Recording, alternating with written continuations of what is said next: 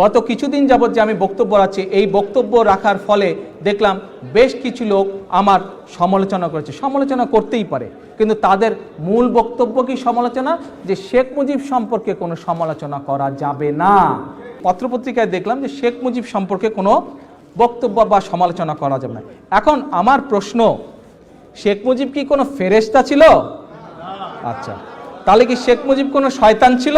শেখ মুজিব ফেরেশতাও না, শেখ মুজিব শয়তানও না। শেখ মুজিব ছিল একজন মানুষ, খুব স্বাভাবিক একজন মানুষ ছিল, এবং একজন মানুষ ছিল বলেই সে মারা যাবার পরে, সেই জন্যই যখন তার এলাকায় আমি গিয়েছিলাম, তার কবর আমি জিয়ারত করেছিলাম, যে সে একজন মানুষ এবং সে একজন মুসলমান মানুষ ছিল, সেই জন্যই তার কবর আমি জিয়ারত করেছিলাম।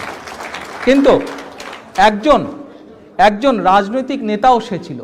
একজন রাজনৈতিক নেতা হিসেবে কিসের জন্য তার সমালোচনা করা যাবে না?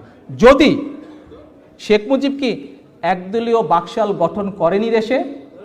করেছিল একদলীয় বাকশাল। আচ্ছা, তাহলে গণতন্ত্র হত্যা করে শেখ মুজিবের গঠন করা একদলীয় বাকশাল কি আপনারা সমর্থন করেন?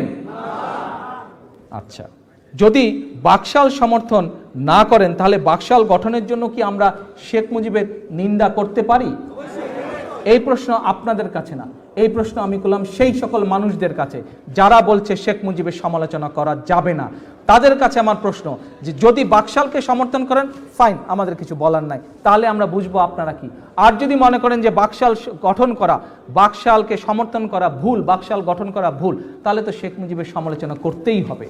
বাংলাদেশের সকল পত্রিকা বন্ধ করে দিয়ে মাত্র 4টি পত্রিকা চালু রাখা হয়েছিল, এটি কি সমর্থনযোগ্য ছিল? তাহলে সেই সকল মানুষদের কাছে আমার প্রশ্ন, শেখ মুজিব এই কাজটি করেছিল, এটি যদি আপনারা সমর্থন করেন আমাদের বলার কিছু নাই। কিন্তু যদি মনে করেন শেখ মুজিব এটি ভুল করেছে, শেখ মুজিবের এই কাজটি অন্যায় ছিল, তাহলে তো অবশ্যই আমরা শেখ মুজিবকে সমালোচনা করতে পারি। স্বাধীন বাংলাদেশে ভিন্ন রাজনৈতিক মতাবলম্বী 30,000 মানুষকে হত্যা করা হয়েছিল শেখ মুজিবের শাসনামলে রক্ষী বাহিনী দিয়ে। এটি কি সমর্থনযোগ্য? এটি সমর্থনযোগ্য না।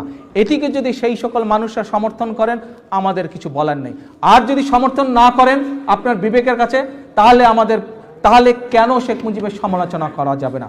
মন্ত্রিসভা থেকে, তৎকালীন মন্ত্রিসভা থেকে বাংলাদেশের প্রথম যে প্রধানমন্ত্রী ছিল মুজিবনগর সরকারে, তাজউদ্দিন আহমেদ, তাকে বাদ দিয়ে দেওয়া হয়েছিল। এটি কি সমর্থনযোগ্য? এটি তো সমর্থনযোগ্য না।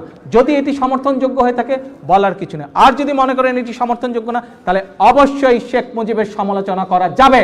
শেখ মুজিবের অদক্ষতা, দুঃশাসনের জন্য প্রায় 15 লক্ষ মানুষ মারা গিয়েছিল কম বেশি 1974 সালে। শেখ মুজিবের যে এই যে উইক অ্যাডমিনিস্ট্রেশন, এটি কি সমর্থনযোগ্য? তার দলের লোককে লুটপাটের সুযোগ দিয়ে যে লক্ষ লক্ষ মানুষ মারা গেল, এটি কি সমর্থনযোগ্য? এতগুলা মানুষ মারা গেল, এই হত্যা বা এই মৃত্যু যদি সমর্থনযোগ্য না হয়, তাহলে অবশ্যই আমরা শেখ মুজিবের সমালোচনা করতে পারি। তাই বর্তমান বাস্তবতায় অপ্রিয় হলেও সত্য, বাংলাদেশের রাজনীতিতে মুজিব এখন আওয়ামী লীগের জন্য লাল সালু। এই লাল সালুকে ঘিরেই থাকা ভণ্ডরাই নিজেদের স্বার্থে যাকে তাকে রাজাকার আখ্যা দেয়। মুক্তিযুদ্ধের উপ অধিনায়ক বিমান বাহিনীর সাবেক প্রধান একে খন্দকারকেও তারা রাজাকার আখ্যা দিয়েছে। অথচ দীর্ঘ 9 মাসের রক্তক্ষয়ী মুক্তিযুদ্ধ শেষে পাকিস্তানি হানাদার বাহিনী যখন 1971 সালে ঢাকায় সারেন্ডার করতে বাধ্য হয়, উচ্চপদস্থ কর্মকর্তা হিসেবে ওই মুহূর্তে বাংলাদেশের পক্ষে এই খন্দকার সাহেবই অনুষ্ঠানে উপস্থিত ছিলেন। কাজেই তাকে যদি এখন রাজাকার আখ্যা দেওয়া হয়, তাহলে কি বাংলাদেশের বিজয়কে প্রশ্নবিদ্ধ করা হলো নয়?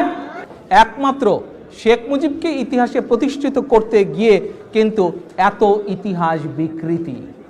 আজ আমি অনুরোধ করব, যে আওয়ামী লীগকে অনুরোধ করব, এই ইতিহাস বিকৃতি থেকে আপনারা বেরিয়ে আসুন। আপনারা ইতিহাস বিকৃতি থেকে বেরিয়ে আসুন।